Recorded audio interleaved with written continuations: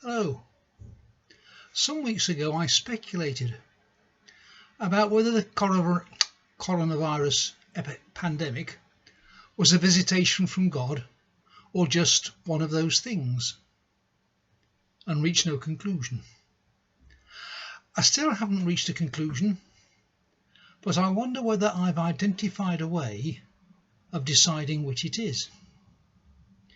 In the story of Jonah, he's sent to the city of Nineveh to warn them that if they didn't pull their finger out and change their ways, the discipline of God would come upon them.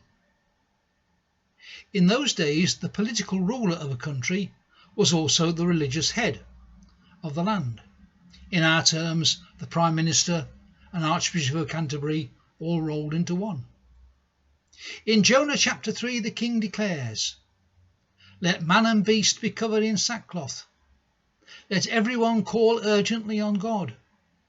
Let them give up their evil ways and their violence. Who knows?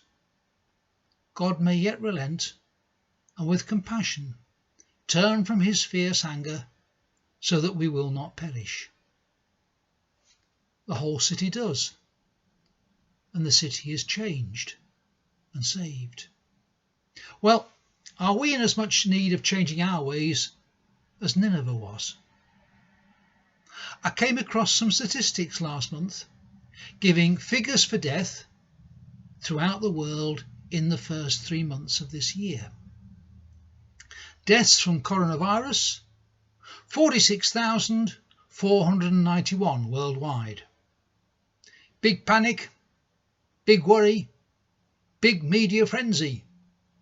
This is interfering with my way of life as I want to live it. In the same 3 months, deaths from flu, 122,062. Deaths from unclean drinking water, 211,416. Deaths from malaria, 262,250. Deaths from suicide, 269,209. Deaths from traffic accidents, 388,886. Deaths from HIV/AIDS, 422,032. Deaths from smoking, 1,254,997. Deaths from cancer, 2,061,853. Deaths from starvation, 2,807,806. Deaths from abortion, 10,670,908. Any panic? Any statements from the government? Any rude media people pointedly asking the same questions they'd asked a fortnight before?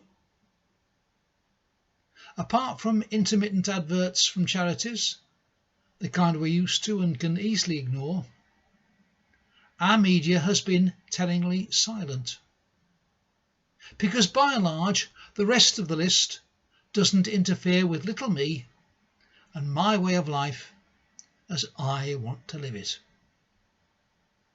But God sees it all and cares about it all. Supposing he wanted those of us who've got the wherewithal to do something about the state of the world and all those deaths, would he have to devise a way of bringing to a halt our increasingly self-centred life in hopes that we turn our minds to others and care about them as well? If that's what lies behind the pandemic, don't expect a simple medical solution. A change in human attitudes and behaviour is necessary. And if that's the case, this could go on for a very long time.